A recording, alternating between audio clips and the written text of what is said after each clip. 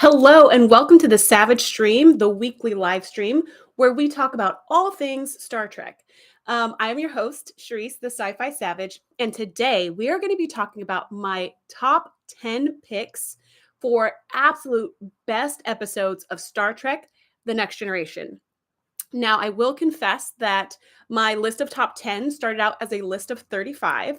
So, if your favorite episode is not on the list, like if it didn't make the top 10, just know it probably made my extended list. And I would love to hear what your favorite episodes are. So, if mine don't match up with yours, let me know in the comments what your favorite episodes are. All right, let's get started with episode number 10. And that is Deja Q. It's season 3, episode 13. And in this episode, Q does something to piss off the Q continuum, and so they kick him out. He has like a split second to decide what kind of species he wants to be turned into once he is booted out of the continuum, and he decides to choose human. Not only does he decide to become a human, but he also decides to be dropped off on the Enterprise. And if you remember this scene, it's where Q shows up butt naked in front of the view screen for all to see. And fun little side note, he really was absolutely naked in that scene, which was not necessary, but the actor John Delancey insisted that he be naked in that scene. Anyways, he shows up to the Enterprise fully human. So Q now has to learn what hunger is, what sleepiness is, what anger is, what pain is. And it's so interesting to watch. Hello to everybody who's watching live. Hello to everybody who is watching on the replay. Nadia says that she knew that Deja Q would end up on my top 10 list because Q is great. Yeah, I couldn't agree with you more. So what I love about this episode of Deja Q is I love just seeing Q experience humanity. It's so much fun to watch, right? Like when he gets hungry, he's like, I don't know what's going on. There's something in my stomach and it's making sounds. And, it's almost like watching a baby learning and growing, but it's a grown man who's also like a total dick most of the time. So it's just hilarious all around. To see him experience pain when Guinan stabs him with a fork, another famous classic moment of Star Trek, it's so great. So Deja Q had to make the list. If you have not seen it in a while, highly recommend. It's probably, I think it is my very favorite Q episode in TNG. I have another super favorite Q episode in Voyager, but this is definitely my favorite Q episode in TNG. And I think it may be the only Q episode that made the list. Hello, Carol. We got a lot of Canadians here. Hello. Drop your favorite episode in the chats as you're coming in and see if it matches mine. So I just went over episode 10, which is Deja Q. Episode 9 on my list comes from season 7, episode 11, and it is called Parallels. I really like this episode. I don't think it's actually made it to my top 10 list in the past, because as you can imagine, my top 10 lists get shuffled from time to time. But this is the episode where Worf comes back to the Enterprise from a Bat'leth competition. And he won, I forget what it was called. I think it was like best warrior standing or something like that. But he basically won the gold medal in some Bat'leth competition. And then when he gets to the Enterprise, they surprise him with a birthday party, which is hilarious. And then we start to see these things kind of subtly change. And as the episode goes on, things start changing more and more and more dramatically. And it turns out that Worf is being jumped around through all these different parallel universes. So what I love about this episode is we get to see what kind of character Worf could have been. In an episode, in a show like Star Trek: The Next Generation, which is episodic, whatever big challenge is brought up at the beginning of the episode has to be solved by the end of the episode in order for continuity to always happen, right? So it always has to kind of go back to default. There always has to be a reset button at the end, which means, unfortunately, we don't get to see a ton of character growth because whatever lessons they've learned throughout the episode and all of their challenges, they just get reset at the end of the episode. So what I love about this episode is that it gives us a chance to see Worf in all these different facets and all these different relationships and all these different scenarios that we could never see in an episodic show, even over the span of 7 years. We get to see what he's like married to Deanna, which was like a totally thing out of left field for me. I remember watching that and being like, okay, that's different. And we get to see a world where there's no Alexander, which I know a lot of people were super excited about. But not only was there no Alexander, at one point in his shifts, he and Deanna actually have children together And you're like, what? Which we don't get to see these kids, but I bet they were so cute. Like, I bet they were just adorable with like the curly hair and the little forehead ridges. Um, but yeah, that episode is so good. And I actually kind of I like the time travel episodes. I like the Groundhog Day kind of episodes. I like episodes where we get to see the characters we know and love in a totally different scenario and see them kind of navigate that. So Parallels had to make my list this time around.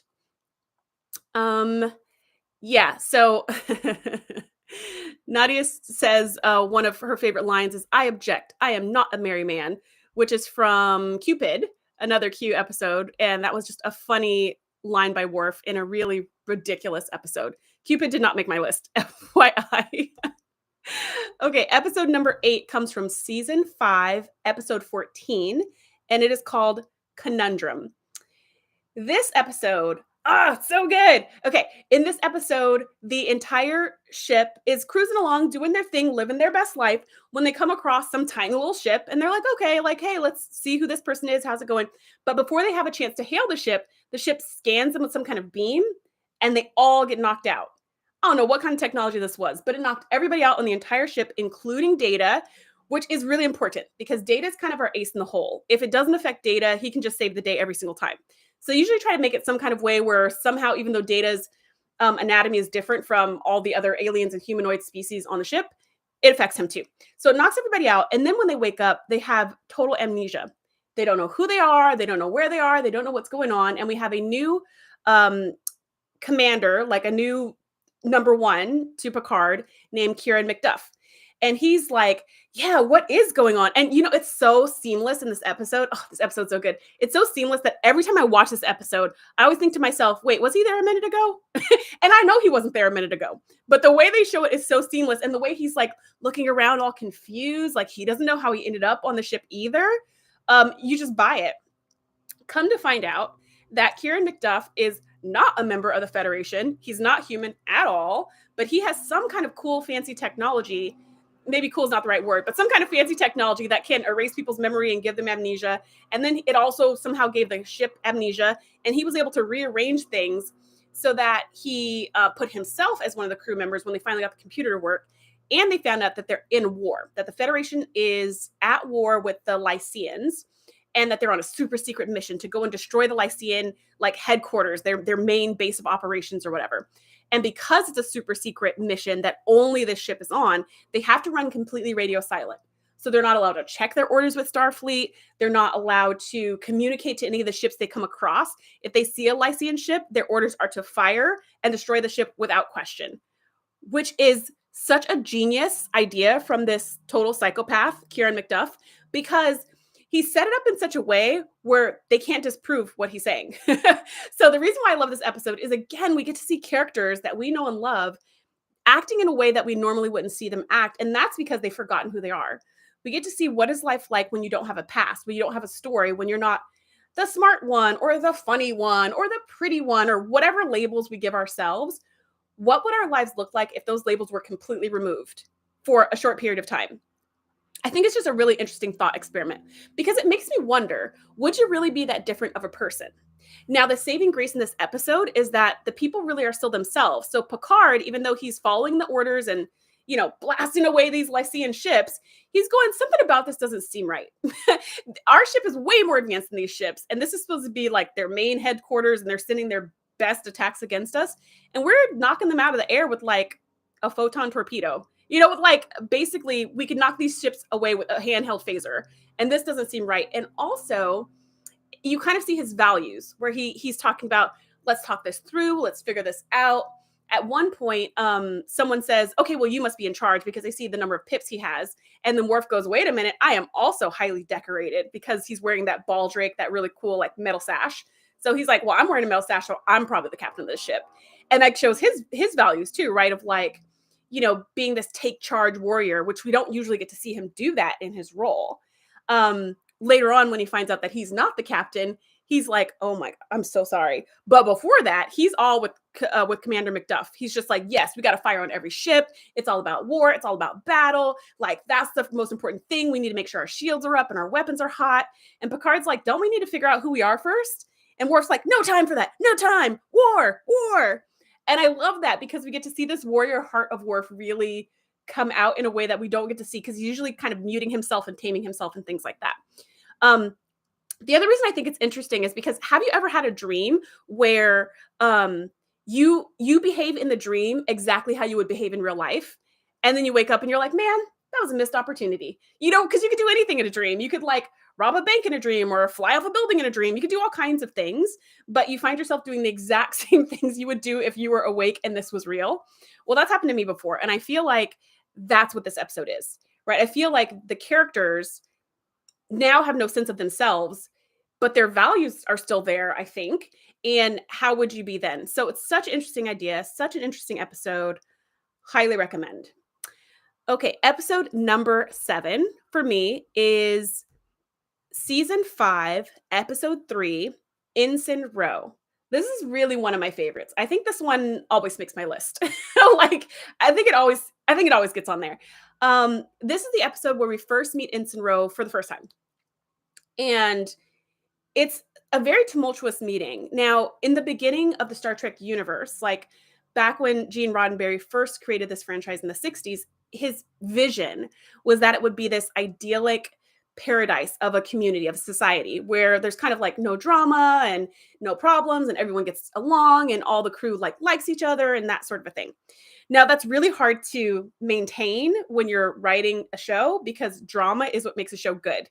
And drama is usually conflict, and it's conflict between your main characters. So if you're saying like, okay, you can't have any conflict between the main characters, now you're really putting, you're kind of tying the writers' hands behind their backs. And now they have to create all these aliens and external forces to have conflict with because the crew has to all get along, which you can see easily with the whole Troy Riker friends with benefits thing. It's like they have no problems. They have no problems with anything. Oh, you're in love with someone? Great. Oh, you want to hook with me? Sure. Oh, you're getting married? We can still do something on the side. I mean, they're just like everyone's just so well adjusted because they can't have any inner conflict. That rule was broken with Ensign Row. Granted, it took all the way till, what did I say, season 5 before we got to see some kind of like conflict between crewmen, if you don't count Barclay. And I actually like that. I like seeing someone come in as a Starfleet officer who's not all like perky and perfect, but who's kind of a flawed regular person and kind of grumpy. Now, I think she's interesting, and I think her character's interesting, and I think she brings something unique to the table that wasn't there before. And I really respect Ro. If I worked on the ship, I would be like, wow, she's somebody who I totally respect. I don't know if we'd be drinking buddies. Don't know if we'd be besties, but I do like her as a character. And in this episode, we get her whole backstory and that she was in the Federation. She's Bajoran. But she was in the Federation. She was rescued from a refugee camp at some point. We don't get that full story, but she was rescued at some point, went into Starfleet, got all the way through the academy, became an ensign, and then she went on some away mission where I think she was in charge of the away mission and a bunch of people died, and something she ended up in jail. So I don't remember the rest of that, of like what her role was other than leading that away mission. But she ended up in jail, and then everybody gave her a bunch of dirty looks when they got her out of jail for this mission. Because they were like, oh, you can't trust her. Like she's dangerous or so. I don't know. But they were all talking behind her back. I don't know what they were saying exactly that was so bad. But everybody didn't like her, except for Guinan, who is amazing. And we come to find out that she was sprung from jail to track down a Bajoran terrorist leader named Orta, who's supposedly responsible for attacking a Federation starbase. But in reality, the Bajorans were not responsible. It was the Cardassians who were responsible because they wanted to flush out Orta because all of his kind of guerrilla warfare Bajorans and Maquis were just wreaking havoc on the Cardassian border. So they were like, we cannot flush these people out. We need some help. So they actually attacked the starbase themselves, and they blamed it on the Bajorans to pull in this really like weak-minded admiral named Admiral Kennelly to try to get him on their side and get this whole conspiracy going. So the episode's really good because there's layer upon layer. It's a whole spycraft thing going on before you get to the bottom of it. Guinan is central in telling Ro, you can trust Picard. Trust him with the truth. And she tells her background about how she saw her father be tortured to death and she hated being Bajoran, but now she loves who she is and just wants to do something good for her people. And the only reason she agreed to any of this is because Admiral Kennelly said, if you play ball, we're going to give you weapons, medicine, all these things that are going to make a big difference to your people in their fight against the Cardassians, which is all like a huge no-no with Starfleet. Prime directive, Schmime directive. Like, that's totally unacceptable. But Ro was like, I can't turn my back on the chance to help my people. So she went along with it, despite her values of being like, oh, this is like so shady. Anyways, when Picard gets brought into the fold, he's like, all right, bet. I got this. I know exactly what to do. So he sets a little trap and he springs it so that he captures Admiral Kennelly in this conspiracy, exposes the whole thing. And Admiral Kennelly is like, how dare you? I have friends in Starfleet. I have friends in high places. And Picard's like, me too. So we never get a where are they now, but I'm guessing court-martial. That's what I'm guessing there. And Ensign Ro decides to stay on board the ship. Now, I really love this episode because not only do we have the spy craft and the mystery that gets unveiled and stuff, but also it's kind of like a more serious episode, right? With like some deeper issues. And it does end up with kind of a sunny, happy ending, sort of. But I like that it wasn't a perfectly wrapped in a bow ending, right? The refugee camp didn't go away. Orta got to live, so that's awesome. But like the Cardassians, the Federation has no jurisdiction over them, so they got to get away with this. Yes, they destroyed that star base, but they can't prove it. So it still feels like kind of unresolved. And I actually appreciate that in this episode. I usually don't love that for shows because I'm like, that's the whole reason I'm watching a show. I want resolution because real life has no resolution. I want some fake stuff that has resolution. But in this case, I actually like that the cheerful ending is that the conspiracy was exposed and that Ro joins the crew. It wasn't that oppression was ended because that seems like really implausible. And I think that would have made the episode a little more, I don't know, cheesy or something like that. So anyways, all that to say, great episode, one of my favorites. Let's see. The next episode on my list is episode number 6 out of 10. Now we're at episode 6. And that comes from season 5, episode 24, and it's called The Next Phase.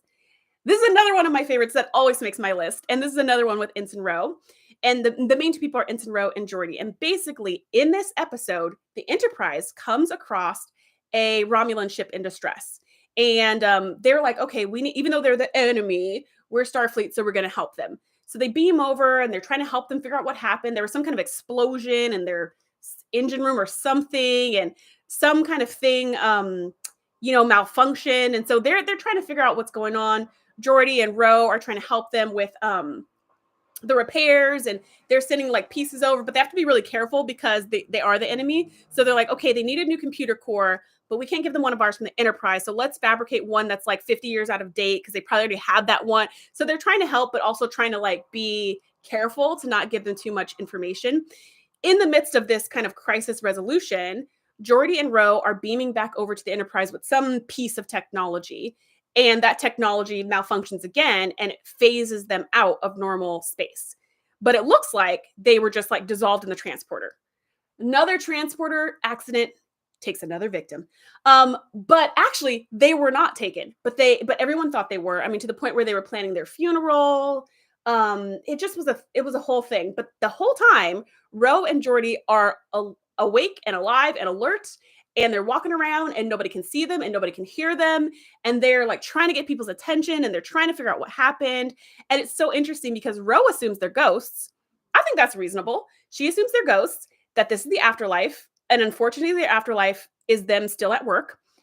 And she just takes the time to kind of walk around the ship and say her goodbyes and tell Picard what she always thought about him and tell Riker what she thought about him and just, kind of like get closures until she goes to the other side or something like that. Geordi, on the other hand, is like, no, this is a technological thing and we're getting out of this. Like, we're going to figure this out. Eventually, Ro agrees with him and they work together to get, basically, Geordi knowing Data so well, they work together to kind of trick Data into flooding the ship with particles that will cause them to come back into phase. So it's a really interesting episode just from a technology standpoint, but it's also really interesting to see all the relationship dynamics and what people say about you when you're out of the room. One of my favorite scenes is on a shuttle between Data and Worf. And when they're on the shuttle, Data's saying, I want to do Geordi's funeral, but I want to do him justice. And I've been asking everyone on the ship, what their death customs are, what their rituals are. And Worf is like, well, I'm not the one to ask because we celebrate when people die. We are like, yes, congratulations, especially if it's during duty or something like that. And Data's like, I want to honor him in a way that just, is right, is appropriate, but also he was my very first friend. He never treated me like a machine. He always treated me like a person. And I value that so much. While he's saying all that, Ro and Geordi are in the shuttle overhearing this. And Jordy's just like, this moment is so sweet. Like every time I see this scene, I just boohoo cry. But Jordy's in the back and he's just like, well, Data, don't count me out yet. That's he said something like that in response. Like, don't be so quick to start that funeral because I'm still alive and we're going to figure this out. Anyways, they figure it out and Ro and Geordi are phased back into normal space at their funeral, which has turned into kind of a going home celebration, right? So it's not really a sad dirge type thing. Riker's playing the trombone, the band is playing, there's food, people are talking and sharing memories, and they show up at their own funeral. And how cool is that? And everyone's like, oh my gosh, you're alive. What the heck? At the same time, the Romulans did something really shady that while the Enterprise was trying to save them, they set up some kind of feedback loop in the energy beam they sent over. So that way, as soon as the Enterprise tried to fly away, they would explode because they didn't want the Enterprise to know about the secret technology they were working on, which phases things. So like that was really messed up. But anyways, when Ro and Geordi come, phase back, Geordi's like, stop everything. Don't start the engines. Don't start the warp core, because they overheard it when they were phased. Anyways, as you can tell, I'm very excited about this episode because I think it's so good. And I also love the idea of being able to hear what your loved ones will say about you after you're gone, but you get to hear it before you're gone, right? I think that's so important because, I don't know, you may have a different belief of what happens after you die from me, but in any case, whatever our beliefs are, I want to know the good things people think about me now. Like, I want to know it right now. I don't want to know it at my funeral. Like, that to me is too late. Similarly, I want to tell the people I love and care about that I love and care about them before their funerals, because to me, it's too late. Like, why didn't you say that before if you thought that before? Especially when I feel like we're just, people in general don't get, in my opinion, don't get enough like just compliments and encouragement and love. So people can be quick to criticize, but you also got to be quick to like give that love and compassion because at the funeral, it's too late. So anyways, one of my favorites, always makes the list. Such a great episode. So Carol says, I loved how Ro's relationship with Picard evolved. Yeah. So that was so interesting because Ro kind of saw Picard as a mentor / father figure. And I think that was kind of his role in the ship in general, right? A lot of people saw him as a mentor or a father figure. But the way they connected to him was different. Like the way Riker and Picard are with each other is totally different from like Riker and Beverly. She definitely doesn't see him as a father figure, right? But then there's like Wesley and Picard and like, I don't know, it's really interesting. But yeah, I will say I like how their relationship evolved, except my one exception is in the episode, it's season 7 when Ro joins the Maquis. I'm totally blanking on the name of that episode. I think it's Preemptive Strike. That's it. In Preemptive Strike, there's this scene where they're like in the cantina and Ro is like undercover and she's telling Picard whatever she's found out about the people she's spying on, about the Maquis. And they're like cuddling and like stroking each other in a corner of the cantina so that they look like they're a couple. She's playing the role of a prostitute and he's playing the role of a John. Yeah, that scene makes me very uncomfortable. Like everything about that scene makes me uncomfortable. So that's the only exception I will say where I was like, what the F? Like, why would they do this with these two characters? But besides that, everything else I really appreciate. They did bring Ro back in Picard so that we could see them. I think they might have hugged or something. But basically the idea is that though they left on a like sour note in Preemptive Strike, at some point they made up and became friends again. And by the time we get to Picard, Ro is back in Starfleet. So there's that. Yeah, Nadia says that was totally cringeworthy. Agreed. It was weird. Okay, so that was episode number 6. Episode number 5 on the list comes from season 6. This is episode 25, and it is called Timescape. It's another episode with Romulans, but it's so good. Oh my goodness. Okay. So in this episode, this is the one where we've seen them in the roundabout, like the biggest shuttle we've ever seen on the show. It's so nice. Like it's bigger than my house and I would love to live in that shuttle. But we see Geordi, Troy, Data, and Picard coming back from a conference, and they're coming to try to find, they're coming back and they're swapping stories over lunch or whatever, which is just so cool. I love those slice of life things because we never see them just like hanging out and swapping stories. I love that. So anyways, they're swapping stories. And then all these weird things start to happen, like Troy freezes or somebody else freezes, or like the fruit on the table gets old really fast, and they realize that there are all these little bubbles all over space where time is moving differently in each bubble. In some bubbles, it's moving slower. In other bubbles, it's moving faster. One of the nacelles on the shuttle hits a bubble and it drains all of its fuel, because in that bubble, it had lasted like, I don't know, 30 days or however long the nacelles are supposed to last. And so they're kind of like limping along in space and they can't find the Enterprise and it's not on sensors anywhere. So they're like, okay, we got to do it old school. Let's use our eyeballs. So they use the view screen to just like look in space for the ship, and they find it. And as they're kind of getting in closer and closer, these space-time bubbles are getting bigger and bigger and bigger. So they keep slowing the ship down so they can kind of like fly around the bubbles. And they see with their eyeballs the Enterprise, and they also see this Romulan. Are the Romulan ships called warbirds also? They see a Romulan ship, and the Romulan ship looks like it's shooting at the Enterprise, or maybe the Enterprise looks like it's shooting at them. There's some kind of fire exchange going on. I think there's an energy beam from the Enterprise to the Romulan ship, I think, and then there's like those little like pew pew pew, like I don't know what those would be, torpedoes, lasers, I don't know, phaser something, that are being shot from the other ship. Romulan warbirds, Klingon birds of prey. Okay, what's the Cardassian ship called? This is not my zone of genius. Clearly, that's why I just always call them the Romulan ship. Anyways, so they're like, oh no, the Enterprise is at a battle with the Romulans, and somehow space-time is broken. So all kinds of bad is going on. So they get close to the Enterprise and they're like, all right, let's figure out how to beam over there. We got to figure out what's going on. We got to break that beam, and we just got to figure out what's going on. Well, they're like, you can see the ships are frozen in time, and the weapons fire is also frozen in time. So they're like, we can't just beam over, because then we'll be trapped in their timeline. We got to figure out some other kind of way. So they create these little armbands that keep them in like their time that's different from the other big bubble of time, so that they can kind of roam around the Enterprise or the Romulan, warbird, and figure out what's going on. So when they get there, things go from bad to worse, okay?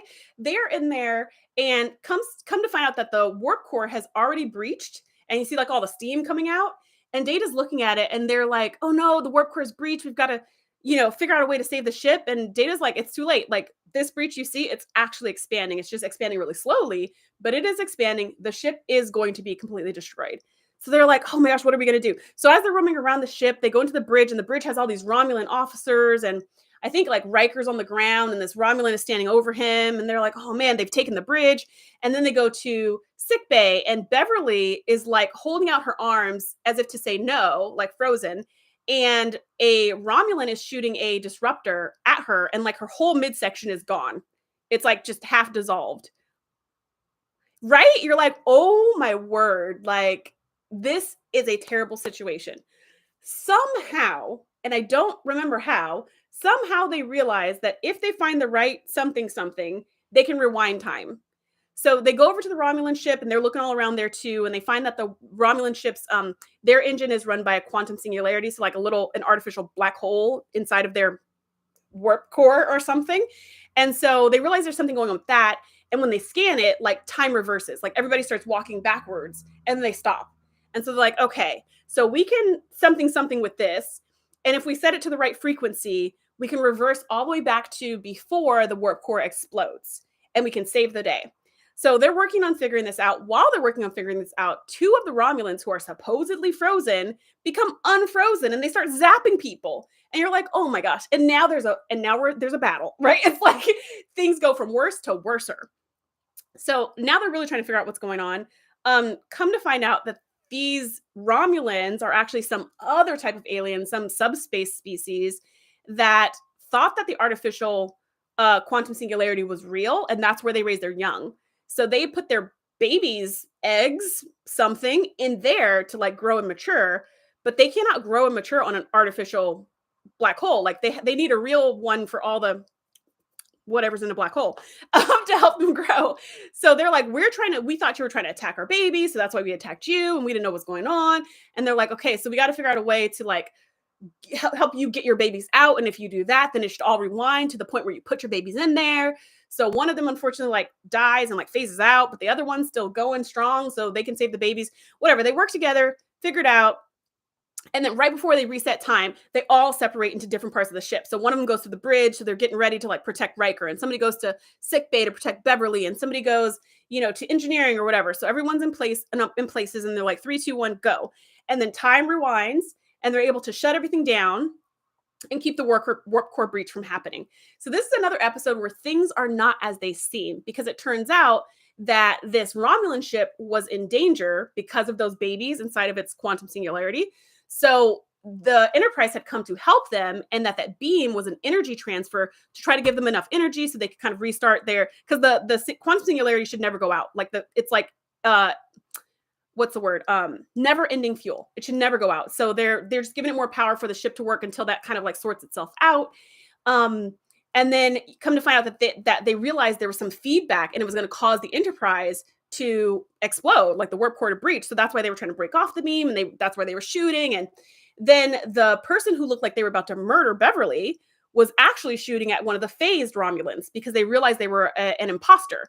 And so they went to shoot them, and Beverly somehow got in the way and then caught it in the stomach. So it's just like everything they thought was wrong. The Romulans were not the bad guys. The Federation was helping them, and they were just along for the ride, and everything was not as it seemed. I love this. I love it when TV shows, not when they trick us, but I love it when TV shows do something unexpected, which I feel like is very rare to find, at least for someone like me who watches way too much TV. You get to a point where you can just guess what's going to happen, right? At the start of an episode, you go, okay, by the end, this person's going to do that person's going to do that, this person, like you can name everything that's going to happen. It's kind of like, do I really want to watch it, right? Because like, I'm not a writer, so I shouldn't be able to guess so well. You should be doing something that only you can do. And so I love it when a show surprises you, especially a show like this. This is season 6. So this show's been on, this is the end of season 6. So it's been 6 years of this show, and they managed to come up with something that totally surprised me. Everything about this episode surprised me. And that's just really delightful. Plus it's a mystery, and even rewatching it, knowing how it happens, it's still a fun ride. Like it's still a fun experience to go through and be like, when are they going to figure it out? So that is episode number 5. Okay, episode number 4 on the list. This comes from season 7, episode 12. It's one of my few favorites from season 7 because I think I only liked 3 episodes really well in season 7, and it is the Pegasus.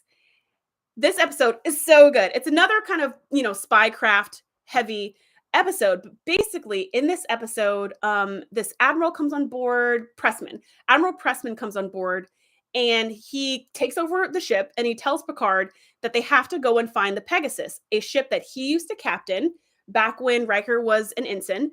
And it has some experimental technology on it that is like the highest level of Starfleet secrecy or whatever. And the ship has somehow been rediscovered in some certain area, and the Romulans know about it too. And it's like in an asteroid field. So they thought the ship was lost, but the ship is not lost. And there's some evidence that it exists over this asteroid field, and they need to get to it before the Romulans do. So Picard's like, bet, we're on, let's go. So as they're going, Riker just seems so uncomfortable, right? And even when he sees him on the transporter pad, and he's like, oh, hello, sir, it's so good to see you. Admiral Pressman's like, really? Why does it look like you just saw a ghost then? And he's like, and then you're like, why did Riker just turn into this pile of like goo? Why is there tension between the two of them? And Picard notices it too. And every time Picard asks a question, Admiral Pressman's like, need to know. You don't need to know that. You don't have enough clearance. Like he's just stonewalling. So then Picard goes to Riker and goes, tell me what's up. Like there's more to this story. There's no reason for us to go and try to find I don't even know how long this ship has been lost for. 15 years, 10 years. I don't remember. Oh, maybe it was 8 years. I don't know. But anyways, however long it's been gone, Picard is like, this is unreasonable to send the flagship to go and find some like derelict old ghost ship. So there must be some reason. And he doesn't know about the super secret technology. He just knows that it's tippy top priority. So he's like, Riker, what is going on? And Riker's like, you need to ask Admiral Pressman.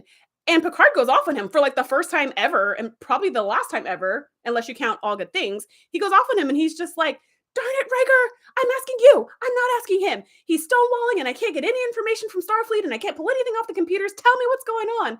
And Riker's just like, I'm sorry, sir, I'm not able to say anything. And then Picard's like, okay, fine. You can't say, you feel like you can't say anything. That's just fine. But just know that when this mission is over, I'm going to need to rethink the structure of the command on this ship. Basically, he's saying, I'm going to fire you, which really sucks because you don't even get paid when you work in Starfleet. You just work for like joy. So to get fired is like, oof, I don't know. Somehow it's just like more insulting. And then it's like, who will hire you on another ship if you got fired from this flagship? So Riker does this face where he's just like shocked, but he's like, I understand, sir. And you're just like, because we also don't know as the viewers, we're also like, what is the big secret? What is going on? And we see this conversation between Admiral Pressman and Picard later on, like over tea or whatever. And Picard is talking about why he chose Riker to be his first officer and what he loves about him. And I don't know if this is before or after he went off on Riker, but it seems like before, but I don't remember. But anyways, so they're having this conversation and Picard's like, he second guesses my orders, basically. Like he thinks for himself. He's not afraid to tell me when I'm wrong. He's not afraid to tell me when I'm going the wrong direction. He puts the safety of the crew over my ego, basically, is what Picard's saying. Pressman says he likes Riker for the exact opposite reasons, because when Riker was an ensign, he followed the letter of the law, not the spirit of the law. He did what was told and he did what he was told when he was told to do it. He did not use any independent thought. He did not go against the grain in any way. And that's why he liked Riker. And that's why he wanted Riker on this mission with him, which is so interesting because can you imagine Riker being just a yes man like that? I mean, we were all young once, right? But it's just, yeah, you're like, Riker's not that dude anymore. But now he's walking this tight line, this tightrope of like loyalty to the past. And again, the letter of the law, because you listen to the Admiral, and loyalty to who he is now and his captain now and his crew now. That's why I picked this episode. Well, it's one of my favorite episodes, but this is why it's one of my favorite episodes, is because this whole episode is about loyalty. It's about loyalty and doing what's right. And what does what's right look like? Because each person in this episode is doing what's right, and they're all doing very different things, which I find fascinating. So anyways, they find the ship and come to find out that the super secret tippy top clearance technology was a cloaking technology that they were playing around with. And the Federation signed a treaty saying that they would not develop cloaking technology. Why did they sign that? Why did they sign that? Tell me who doesn't have cloaking technology. So the Cardassians, I'm pretty sure, have cloaking technology. The Romulans, I'm pretty sure, have cloaking technology. The Klingons have cloaking technology. The Borg don't need cloaking technology because they want you to see them coming. But the Federation has no cloaking technology. That makes no sense to me. So I wish that would have been explained because I just thought that was dumb. That was just like such a big disadvantage for no reason. But whatever. They signed the treaty, so they were not supposed to do it. But Admiral Pressman, like me, thought that this was dumb and was developing it anyways, along with some of the higher-ups in Starfleet, but they all had to do it secretly because it was illegal. So I'm not sure how they plan to roll out this technology if they couldn't talk about it because it was illegal. But whatever, that's neither here nor there. So when they go back to the ship, Pressman's like, we can still get, if the engineering part of the ship has not been destroyed, we can recover this technology and we can start the experiments all over again. So when they get on this ship, they find that the engineering part is totally intact and the technology, this little piece that I guess attaches to the warp core is intact as well. And that's when Riker goes, okay, I've been putting this moment off till the very last second. I had hoped and prayed that this would not be here, but it is. So now it's time for me to say, look, doing those experiments was wrong, umpteen years ago. And it was wrong then and it's wrong now, and I will not be a part of it. And Pressman's like, what kind of Riker are you? This is not the Riker I remember who was ready to pick up a phaser and defend his captain and da-da-da-da. And Riker's like, I was wrong. I shouldn't have done that. So we get the backstory, what Picard could not pull out of the two of them, that all those years ago, when they were messing with this technology, the crew had a coup. They rebelled against Admiral Pressman, who was Captain Pressman at the time, because they said, this is wrong. These experiments are wrong. We should not be developing this technology, and we want to stop it right now. And it's very dangerous, too, because they couldn't figure out how to make it work. And so it became this huge fight. So Riker pulled a phaser on the mutineers to protect the captain, along with a handful of others. So on this whole complement of the ship, there was like 6 people who were like, we got to protect our captain. So it was a running firefight all the way to the shuttle bay or escape pods or however they got out of the ship, where they're trying to protect the captain and they're running for their lives. They get on the little ship, they leave, or, they have little shuttles or escape pods to leave. And as soon as they leave, that ship explodes. So that's why they thought the ship was lost all this time. But it turned out that it didn't explode. The ship didn't explode. The device exploded and the ship phased. So it just disappeared. And then in that phased state, it just floated through space for all these years, and then it unphased halfway inside of an asteroid. So Riker comes clean to Picard about all of this. Picard comes clean to the Romulans about it and assures them he's going to also be talking to Starfleet, and Starfleet will reach out to them and all of this. Pressman tries to take the ship from Picard because he's like, I'm pulling rank and I'm the admiral and you guys are going to follow me. And they're like, no, no, you must be new on the Enterprise because we don't do that. So nobody. And he looks over at Riker, and Riker's like, I picked up a phaser for you once. I will not be doing it again. And Picard looks around like, any takers? Anyone? No one's going to be following the admiral's, rule or decision that he's now in charge. So why don't you go ahead and sit in your quarters while we head back to Starfleet and we figure out how to make this court-martial stick. And again, Pressman, similar to Admiral Kennedy, is like, I have friends in high places. You can't touch me. Da da da da. We never get a where are they now. So again, I'm assuming court-martial. We don't know. But Riker does end up in the brig as well.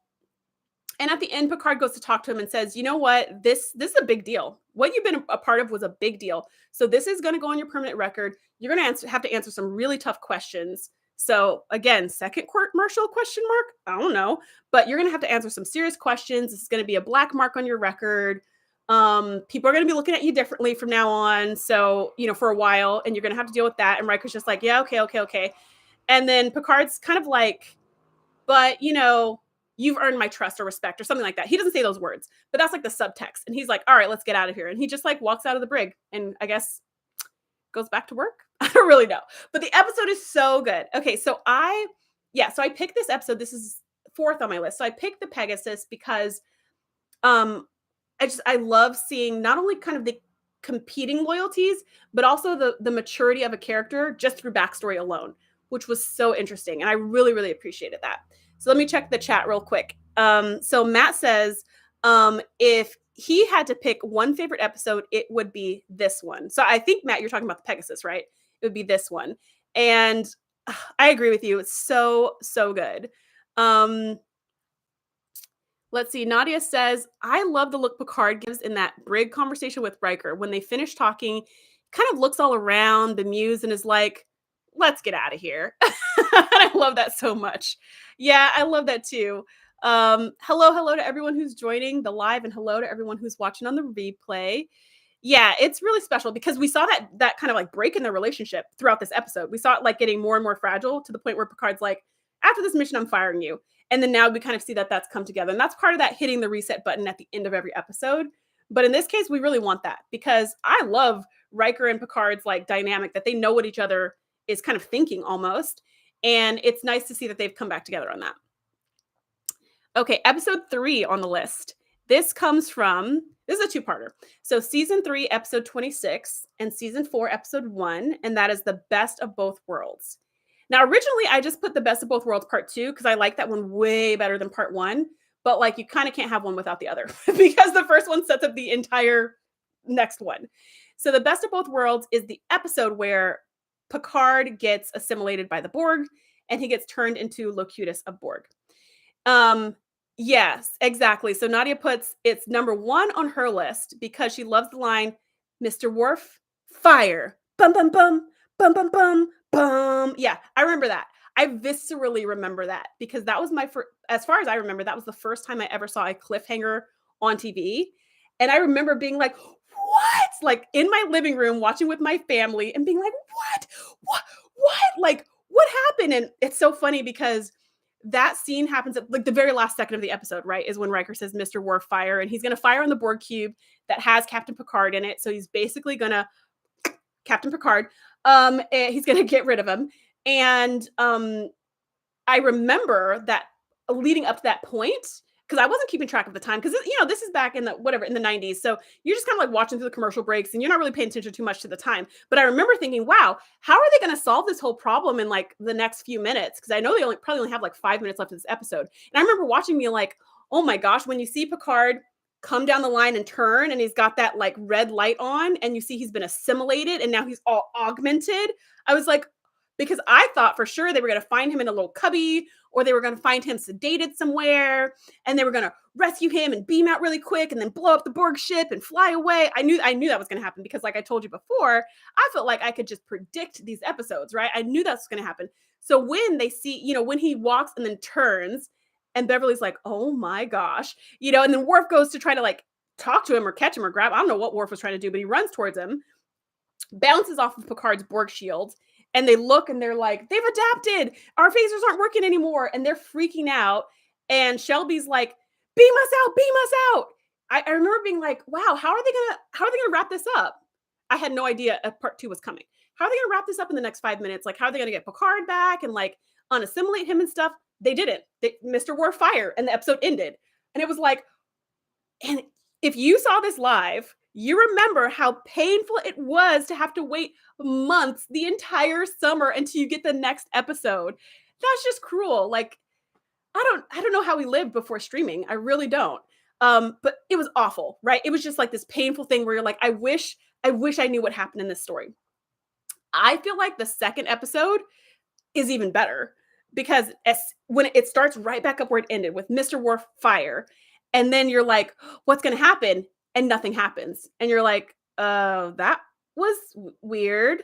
And then Picard, who's now Locutus, is just like, I know everything Picard knows. So I already knew you were going to do that. And I already knew all the command codes. So I just like deactivated it.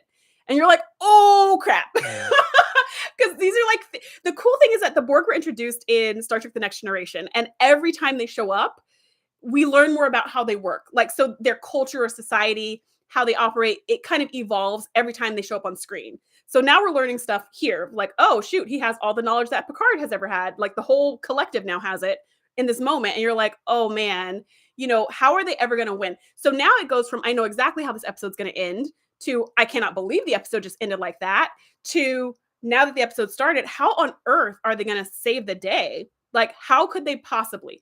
It's too late. He's already a Borg. And there was no precedent for becoming unassimilated. We did see at this point, I don't remember if iBorg had already come out yet, but he was a Borg who, even when he left the collective, was still a Borg pretty much, right? We're going from like Picard to Locutus and then all the way back to Picard, like no augments or anything. Anyway, such a great episode. I could go on and on. This is why I picked it though. Not only because it's dope, not only because, okay, so the iBorg came up later. Okay. So I did not only pick it because it's amazing, but the other reason why I picked this episode is because in the original series, there was like the red shirt phenomenon, right? Whenever they went on an away mission, if there was anybody walking around with them that had red shirts, they were not coming back from that away mission, right? It was like this funny kind of, don't wear a red shirt because you're never going to come back kind of a joke. And they try to do away with that in TNG. So pretty much, we still have a lot of randos that get shocked by electricity or whatever in season 1. But eventually, it stops being, casualties every single time they have an away mission, and less like secondary characters going on away missions.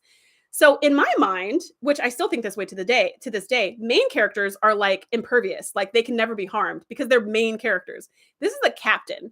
He can go on all the away missions in the world, even when he gets kidnapped or absconded or tortured by the Cardassians. At the end of the day, they're going to get him back. He's the captain. Like, nothing bad can happen to the captain. And then he gets assimilated. And I remember that was also a shock, that the main character could be lost, because I didn't know they were going to like unassimilate him, right? So that's another reason, because it was so shocking, so surprising. And like I said before, I love it when TV shows do something you didn't expect and you didn't see coming. So just checking the chat. I love the behind the scenes of that episode. I have not seen the behind the scenes of the episode Best of Both Worlds.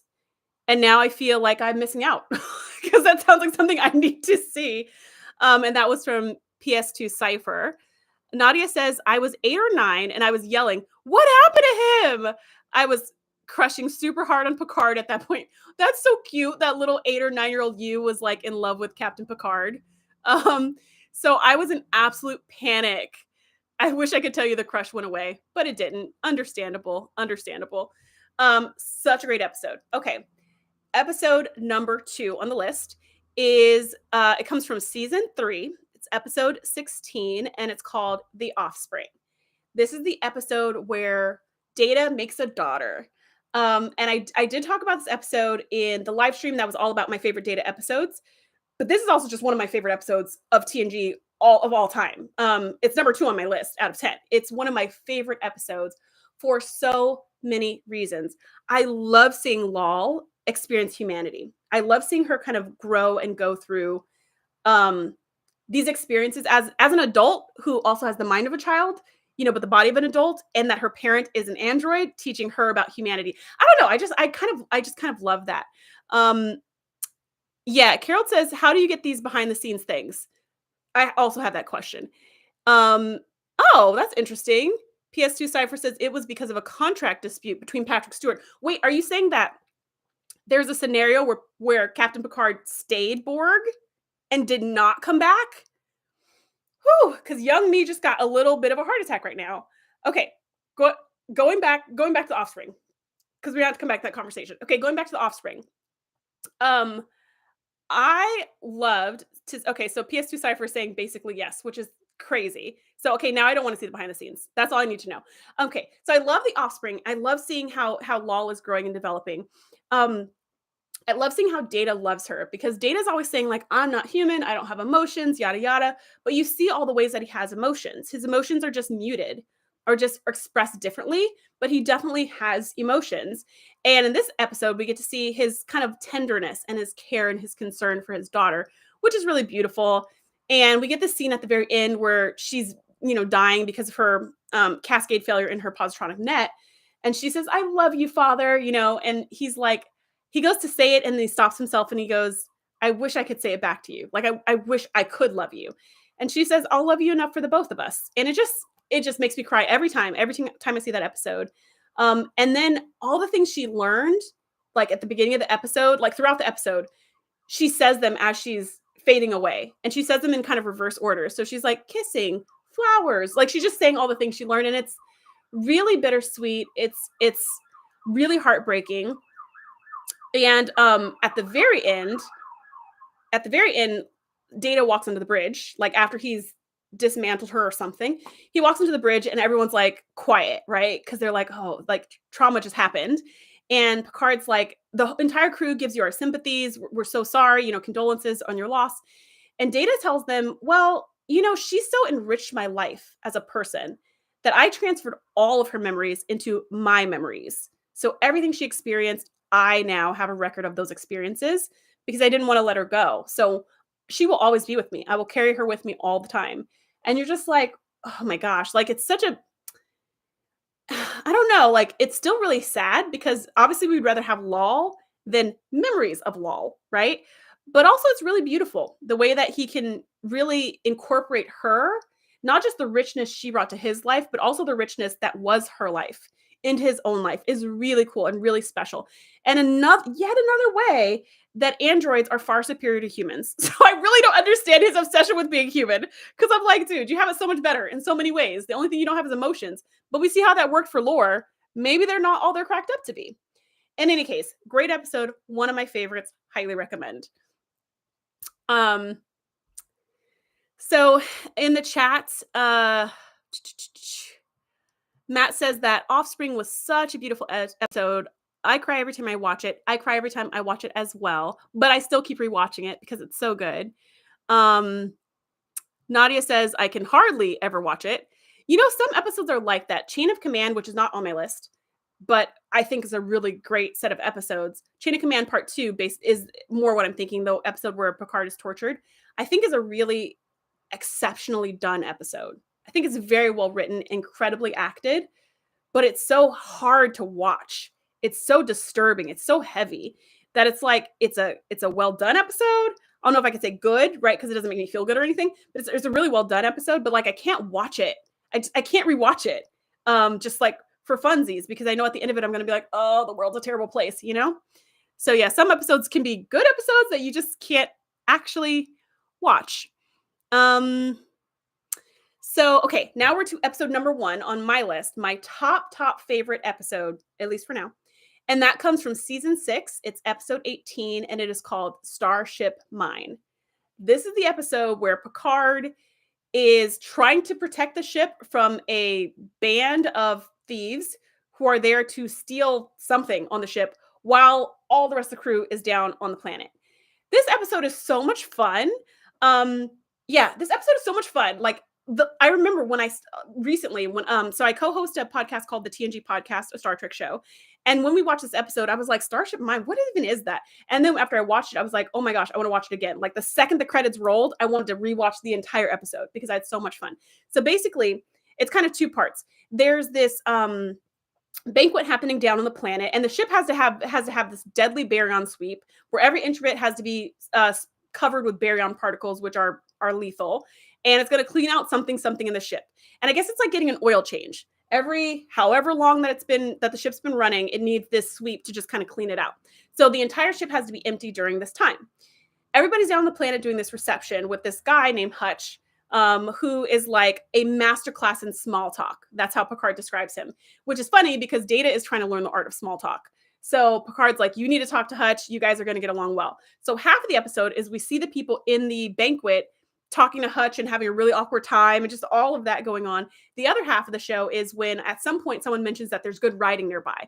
And Picard, who hates receptions like this, is like, okay, great. I'm going to go for a horse ride. You guys keep doing this. And I just need to run up to the Enterprise real quick to grab my saddle.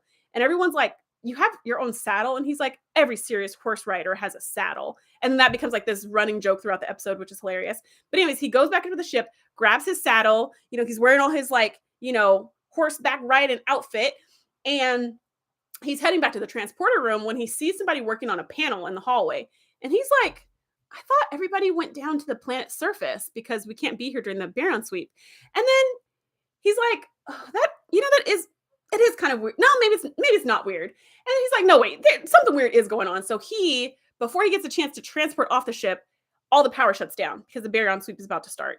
And he's like, oh man. And then he hears that there's more than just this one person. There's other people on the ship. And they're like, great, it's time. Let's go. And they start like dismantling stuff and just doing really shady stuff. So Picard's like, okay, I'm trapped on the ship with a bunch of people who I don't know what's going on, but they kind of seem like pirates. And the only thing I have to defend myself is this big old horse saddle. So he gets caught by the bad guys. And basically it ends up being, like Nadia said, it becomes Die Hard in space. Or like I like to say Home Alone in space, but it's probably Die Hard's a better description because nobody got killed in Home Alone. But yeah, so basically turns into, or I also call it like MacGyver in space, where Picard is now like racing the clock with all these bad guys, and he's trying to stop them from leaving the ship because they found whatever they were looking for, something from the warp core, some like byproduct, but it can be refined and turned into a really powerful chemical weapon or something like that. So these weren't pirates, they were arms dealers. These were pirates and arms dealers. So Picard's like, I have to stop them. I have to keep them from leaving the ship. I have to keep them from rendezvousing with their people, and I have to stop them from getting these containers of whatever the heck. So he's running around the ship, booby trapping stuff and, going to 10 forward and mixing things together. And, he's just doing all this cool stuff that we never saw Picard do before. And we never see Picard do again. But it's so much fun to watch. At the same time, down on the planet, there are some security guards who suddenly pull up these big, like huge machine guns. So I guess they didn't want to do hand phasers, but they have these huge, like, and maybe they still shoot like phasers, but they're like huge machine guns that they pull out. And they're like, nobody move because they're in on it. And you're like, oh no, now everybody's trapped. Picard's trapped on the ship and they're trapped at the reception, making small talk. And it's just a great show. It's a great episode all around. So Picard single-handedly retakes the ship from, what is it, like 5 or 6 people? In just like the most bloody way, because sometimes he'll like trap him in a Jeffries tube or something like that, and as the baryon sweep is going from one side of the ship to the other side of the ship, he's like calculated where's the last part of the ship that's still going to be safe, and it's like this corner window in the back of 10 forward is the last part of the ship that's going to be hit with the baryon sweep. So he's like making his way to that part of the ship while the rest of the crew is trying to make it to that part of the ship so they can rendezvous with their people. And he's trying to contact Starfleet, which of course he can't because they've disabled the comms, and also comms don't work with baryon sweeps or something. So anyways, it's just like, oh, it's so good. You hear people screaming in terror and pain, and as the baryon sweep is like disintegrating their bodies and stuff, and Picard's like, sucks to be them, but they brought this fight on themselves, and like he keeps going with his like booby traps and stuff. Such a good episode, so much fun to watch. It made the top list because I was thinking if I was on a deserted island and I could only watch 10 episodes of Star Trek, what would be something that I could watch over and over and over? And this is definitely it. I could just keep rewatching Starship Mine over and over and just be like, oh, the explosion. Oh my gosh, the small talk. It's so funny. Like this is kind of the opposite of Chain of Command emotionally for me, right? Instead of being so heavy and dark and like disturbing, this is pretty light, super exciting, pretty funny. Um, and it's got this hint of mystery and intrigue. At one point, Captain Picard, when he gets caught and they ask him who he is, he says that he's Mott the Barber, which is so funny because I think we only see Mott the Barber like 3 times in the whole series or something like that. But he feels like we see him every episode because he's such a character.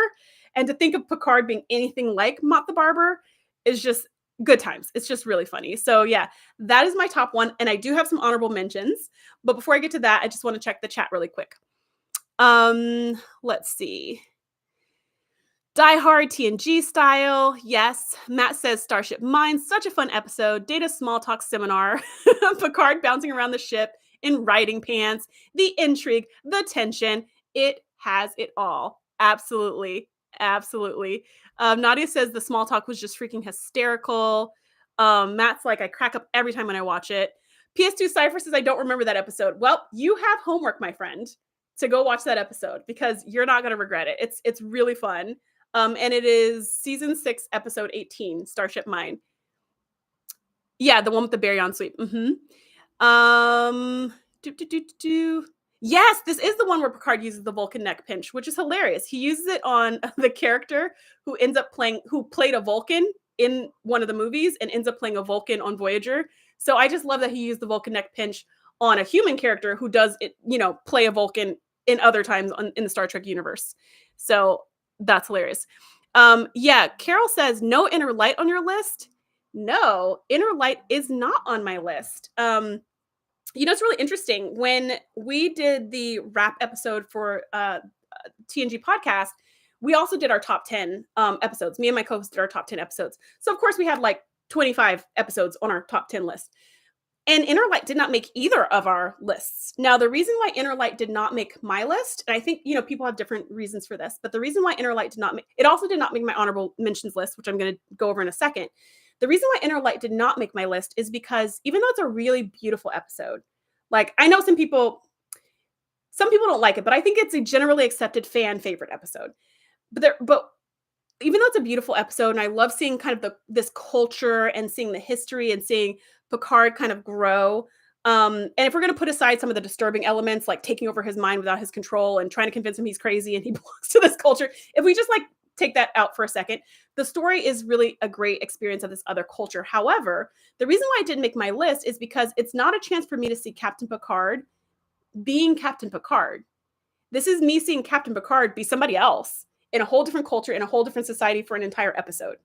And so that's why it didn't make my list. Because if you look at all the other episodes, something like The Offspring, we're seeing Data, but Data as a father. But he's still Data. He's still in the Enterprise. He's still doing his job. But we're getting to see him do a different function, but as the same character. Or the Pegasus, we get to see Riker, and we get to see this conflict between who Riker was as a younger man and who he is now, and what he believes is right.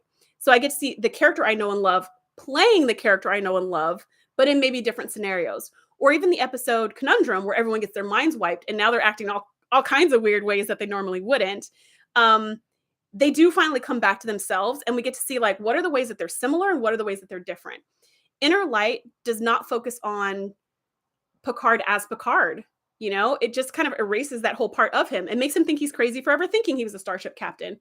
So I think that's why it doesn't make my list, because it doesn't make me love Picard more. Instead, it makes me love this culture that's now gone. Does that make sense? But I know it is an accepted fan favorite for sure.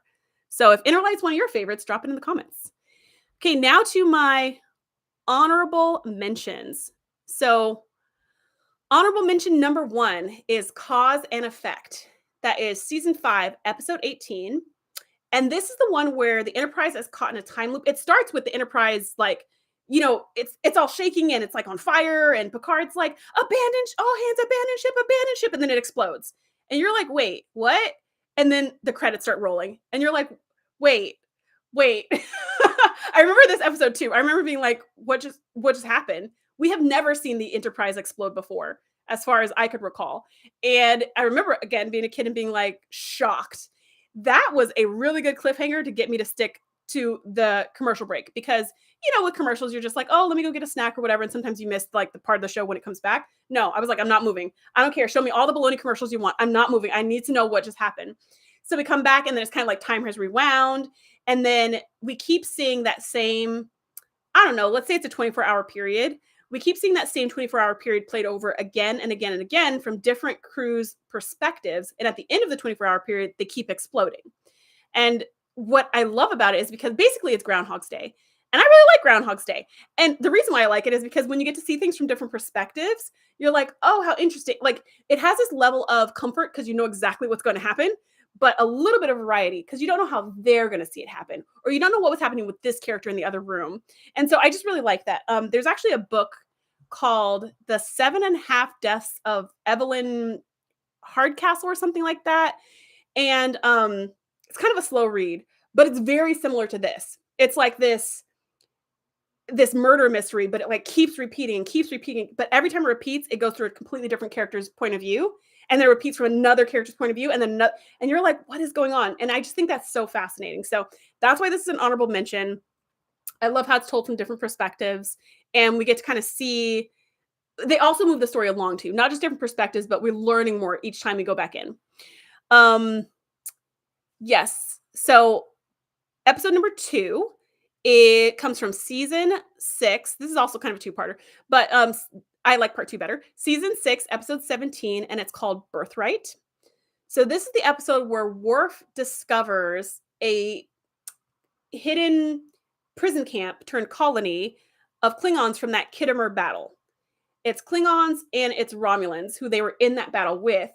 And the prison camp has evolved into a colony, like I said. So the Romulans were told, okay, the war is over, or whatever was going on in the war. And they were like, kill all the prisoners, kill all the Klingons, and like come back to Romulus. But at the time, the Romulans were like, especially the Romulan commander was like, I don't really feel right about that because he had fallen in love with this Klingon woman and was like, kind of want to slaughter them all. So they told him, okay, well, if you want to stay at that, you know, if you want to stay in the prison, then you stay by yourself. We'll still send you supplies and stuff, but that's on you. And so he gives up his whole life back on Romulus and stays in this prison camp. Has a daughter with this Klingon woman who I guess is his wife at some point. And so you get this like mixture of cultures. You get the Romulans and the Klingons living peacefully together in this former prison.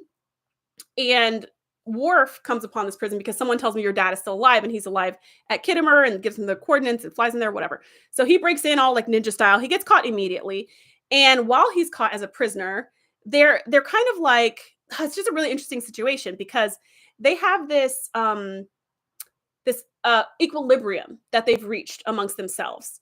And the second Worf comes in, he damages that equilibrium. I mean, even if they got rid of him immediately, it's already too late because they've been telling these Klingon children, because at this point there's a whole bunch of kids now because the Klingons and the Romulans have intermarried and intermixed. There's a whole bunch of kids, and they've been telling the kids that the war is still going on and that they have to stay in this colony to stay safe and they can never leave the planet. So they've been lying to these kids about all kinds of stuff. And Worf brings up a really interesting point where he's like, you try to say, because the head guy was like, we're all equal here and we're all family and all is well, whatever, you know, everything's good. There's no problems here. Why are you coming here trying to rock the boat? And Worf is like, but you're not equal because the Romulans are in charge of the Klingons. So you're still not equal. There's still a power imbalance. The Klingons can't leave anytime they want, but you can. The Klingons can't do whatever they want. You decide, right? And it's like, the Romulans are just like, well, they really have nothing to say. That it's just, it's such an interesting episode, such interesting commentary. But here's what I love about this episode. A couple things. One, I love getting the backstory on the Klingons because it just shows so much more dimension to their culture and society. 2, I love seeing Worf teach his heritage to these kids. Teach them like, this is what this is, and this is what this is for, and this is what it means to be a warrior. Because remember, Worf was raised as an orphan on Earth. Like he was never sent back to Klingon homeworld after this Khitomer war. So he has actually taught himself what it means to be Klingon while growing up on Earth amongst a bunch of humans. So I think it's just really something really beautiful about that he's connected with his heritage so much that he's able to teach other people who also don't know anything about their Klingon heritage at all, to teach them what it means to be Klingon, to see that kind of reawakened. It reminds me of Ensign Ro and how she was like, loved being Bajoran, like she was able to accept herself. We didn't see this kind of passing it on teaching situation, but I just really appreciate that. Such a good episode. And then my last honorable mention comes from season 6, episode 12. I liked a lot of stuff from season 6. And this episode is called Ship in a Bottle. This is the second Moriarty episode. And this is when Moriarty takes over the ship. Barclay accidentally activates his program. And he takes over the ship and he says, find a way to help me leave the holodeck or else the ship will be destroyed, because I think the ship is heading towards some kind of star that's about to be born or something, and they need to like move away to safety or something. But Moriarty has control of the ship, so he's like, you got to get me off the holodeck. If you cannot get me off the holodeck, then we're all going to go to oblivion together. And they're like, but you'd be destroyed too. And he was like, still better than living in the holodeck. So they have to really think quickly to figure it out. And basically they kind of trick him in the end, and they transfer him to this little cube that can sit on a desktop. And the cube has enough energy. The cube is like a little holodeck, and it's got enough power for him to live out the rest of his life, along with the love of his life, exploring the galaxy inside of this virtual world. And I think that's really cool. First of all, I love Sherlock Holmes. So Sherlock Holmes and Star Trek, perfect combination for me. Secondly, I love this character of Moriarty. He's clever. He's interesting. He's obviously not a spacefaring person, so it causes a different kind of tension, right? And he calls the computer Mr. Computer. I don't know. There's so many things that I just really, really enjoy about his performance. Also, I really love this idea of kind of like artificial intelligence and freedom. Like, what could that look like? Right. And I just think it's such an interesting question. And this question was being asked, in this episode in like the 90s. And it's a question we're still asking today. And it's been asked ever since Sci-Fi started. So that's another reason why I picked this episode, because I just think it's a really interesting question. What does that look like? And now that Moriarty is sentient, it's not right or fair to just keep him stuck in the holodeck forever. And we actually see in Voyager that the Doctor, who's also a hologram, gets a technology that allows him to leave the holodeck. And it just like really up levels the show, I think, when you get to see the Doctor go on away missions and stuff. And when the Doctor has that autonomy, and you get to see the Doctor do all kinds of things. The Doctor has a family twice. The Doctor has a family, once on a planet and once in the holodeck. And the Doctor, gets trapped on some planet that has, that gets reactivated like thousands of years later and has to make his way back to the Alpha Quadrant. There's so many things you can do when there is that kind of freedom and autonomy for a sentient hologram. So anyways, lots of super interesting questions.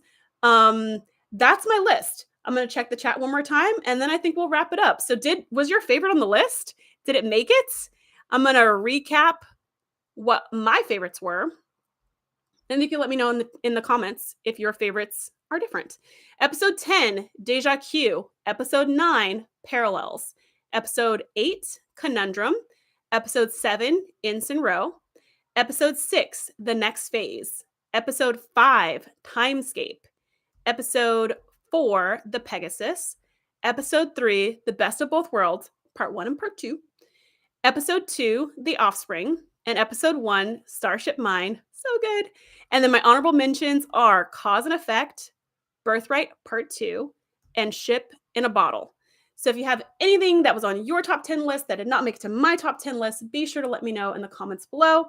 I'll stick around for a little chit chat, and then I'll go ahead and close it up, and we'll meet again next week. Every Wednesday at 6 p.m. Pacific, 9 p.m. Eastern, we will be right here talking about Star Trek. So, okay, just checking the chat. PS2 Cypher says, great list. Thanks so much. Carol says, cause and effect is very Rashomon. Did I say that right? I don't know what that means. Or I might be saying it wrong, which maybe is why I don't know what that means. Are those little dolls that fit inside? And then Carol says, I agree with this list. Yeah. So Nadia had sent me an email with her list, which also has 20 episodes on it, or something, 20, 30 episodes, just like my list.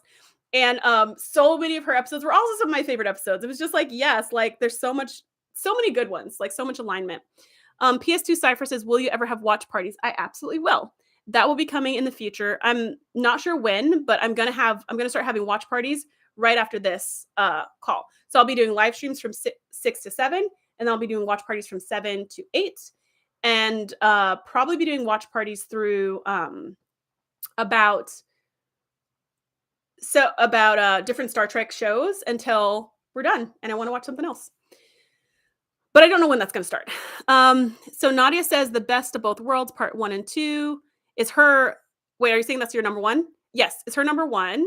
Her number 2 is Cause and Effect. Her number 3 is Q Who, and that's the one where Q introduces the Enterprise to the Borg, and then 4 was Yesterday's Enterprise. So my co-host also like had Yesterday's Enterprise on her list, and I didn't put Yesterday's Enterprise on my. It was on my longer list, but it didn't make my top 10 or my honorable mentions because I think the only reason I like it is because I like getting a better ending for Tasha's story. But I feel like they could have just given her a better ending in the first place. Do you know what I mean? It's like, why'd y'all do her like that? I guess she left the show and you didn't want her to leave the show, whatever. But you could have given her a going out that was like noble, like everything that it was in Yesterday's Enterprise. So I almost felt like, do you know, I think it was in Nemesis. For anyone who hasn't seen Nemesis, spoiler alert, so maybe skip this part. But in Nemesis, at the end of the movie, they end up killing Data, who's my favorite character, and that broke my heart, and I never forgave them for it. And then in Picard, and this is a spoiler, so if you haven't seen Picard, fast forward past this part. But in Picard, Data's like still alive in the cloud or something, like his consciousness, something, still like, I was like, no, don't give me some like lip service because you broke my heart and got rid of my favorite character. Now you want to be like, oh, he was alive all the time. Don't look behind the curtain. I just felt like I just couldn't forgive it. I couldn't move on. I was like, if you want to get rid of the character and move forward. Like, don't kind of be like, oh, just kidding, but also not kidding. But I don't know. So I kind of feel like that with Yesterday's Enterprise. I feel like they were like, yeah, that ending we gave her was trash. Or probably they didn't care. But the fans were saying that ending you gave her was trash. So they're like, all right, we'll do a do-over. So I appreciate it for the fact that it's a good do-over because that's exactly how Tasha's story should end. But I also feel like you just shouldn't have done her dirty in the first place. All that being said, I do love that it leads to us seeing Selah, her daughter, coming back as like this puppeteer master of the Romulan Empire who's like causing civil war and Klingon and going to do all these things. Like, that was genius. And I loved that character existed, which would not have existed without Yesterday's Enterprise. So, okay, so Carol says Rashomon, which I may still be pronouncing wrong. Rashomon is a Japanese film. Oh, the first to have a film that repeats from multiple perspectives. Okay, no, I'm going to have to look this up because what kind of movie is it? Like, is it like action? Is it like, I don't know. I'm going to have to look that up because that sounds super interesting. PS2 Cypher, I'm going to stream right here on YouTube. So it'll just be like the same live thing. Yes, Bad Blood. I had Bad Blood. That just, that frustrated me. Okay, so Matt says, let me just mention Disaster. During your podcast, you or Andrea almost caused me to drive off the road because I was laughing so hard. Can someone get some of that fiber optic cable to Beverly and Jordy? So Disaster was the episode where, just reading is making me laugh. Disaster was the episode where, I think it's, what happened? The ship crashed? I don't even remember what happened, but somehow Troy was in charge and like Picard was trapped in the turbo lift with some kids and Geordi. Oh yes. Okay. I remember the scene you're talking about. Geordi and Beverly are like in a cargo bay or something. And they're like, oh, like a fire's about to start. We have to keep this fire from starting. They're like, oh my God, a cosmic stream. I was wondering, was that the one with the quantum filament? But then I was like, no, because didn't Troy say in that episode, wasn't she like, is that the same as a quantum filament? And O'Brien was like, no, that's a totally different thing. I was like, what are you talking about? It just was so like Mean Girl. That's totally different, Troy. I don't even know what you're talking about. A string is nothing like a filament. And we were like, a string is literally a filament. Get out of here.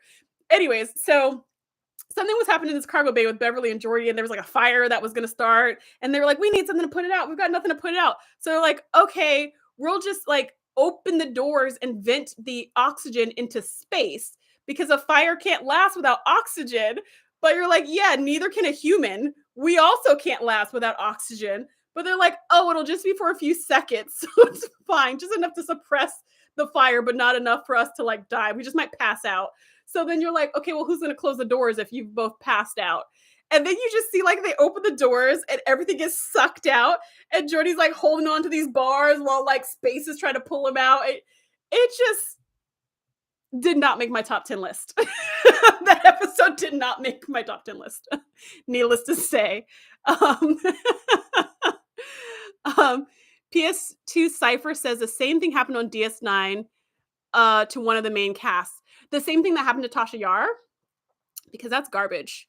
Like, if you're going to write a character off and you want them to be like off, I feel like you should do it for the fans. Do it in a way that the fans are going to be like, oh, like if you're going to do it right and do it so it tugs on the fans' heartstrings and do it so that the fans feel like even if it's a shock, the fans feel like they can say goodbye in the episode, which I know is easier said than done because like I'm not a writer. I don't know anything that happens in these writing rooms. I'm just a fan who likes to watch the shows.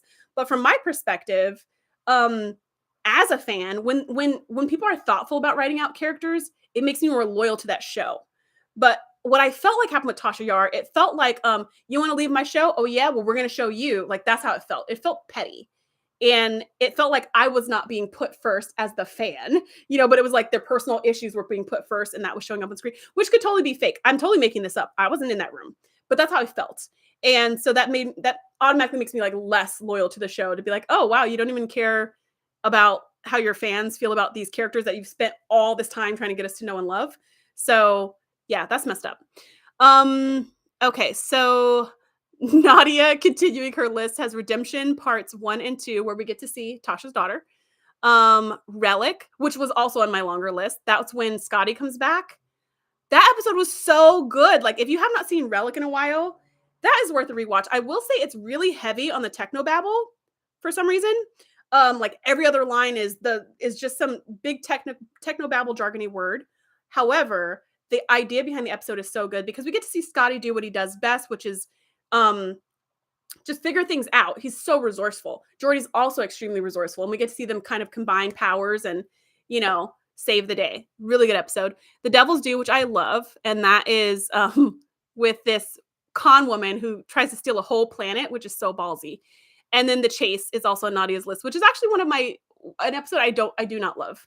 But my co-host really loved that episode for the same reasons that you said, which was like, this is why everybody kind of looks humanoid and like there's a little bit of them and all of us and, we are one. Starship Mine was also on your list. Whoop, whoop. PS2 Cypher says season 3 Data was better than season 1 Data. I'm going to say season 3 Everyone was better than season 1 Everyone. With, I guess, the exception of Tasha Yar. Yeah, exactly. Nadia says, no, it's a completely different phenomenon. It was such a Mean Girls way for like O'Brien to say that to Troy. Quantum Filament, so different from that. It's like, man, get out of here. Yeah, PS2 Cypher says they hate it when a main cast member quits. Don't we all? But that is life. I don't know what to tell you. Like, that's life. Nadia says, I don't know. I thought that was the incident that happened to Dax was super fast, like Tasha, but at least she had a chance to say goodbye to Worf and others, and it tugged on your heartstrings. Whew. Okay. So I have still not seen DS9. And every time, I mean, I'm only halfway through season 1. So every time I get spoilers, I'm just like, what? Like, what is going on? Like, I need to watch this show. But when I try to go back and watch it, it's like, I don't have the nostalgia with it, I don't have like the memories of sitting on the couch with my dad. Like, there's just like things missing around it that make it so much more special. But I hear it's like not, barring the newer reboots, I hear it's like one of the best ones. So definitely worth watching, which is why it's on my list. Her last words were, our child would have been so beautiful. Okay. Nadia says, I'm surprised that Time's Arrow was not on your list. Yeah, they were on my big list. They weren't on the smaller list because I wanted to make space for some of the other episodes that I haven't talked about ad nauseum yet. And I feel like I bring up Time's Arrow like every episode. Yep, so messed up. I can't wait until Terry Farrell talks about it on the Delta Flyers podcast. I know. No, Nadia, no worries. So Nadia's saying, oh, sorry, I gave you all these spoilers and quotes and stuff. No worries. The show has been out for a long time. So if I'm trying not to have spoilers, it's a little too late because the show has been out for quite some time. And I just haven't gotten around to watching the whole thing yet. Yeah, do a DS9 watch party. That's an idea. That's definitely an idea. The thing is, and here's the other thing. When we did the podcast when we did the TNG podcast, there are 178 episodes of Star Trek: The Next Generation. So we reviewed 178 episodes. It took us 2.5 years.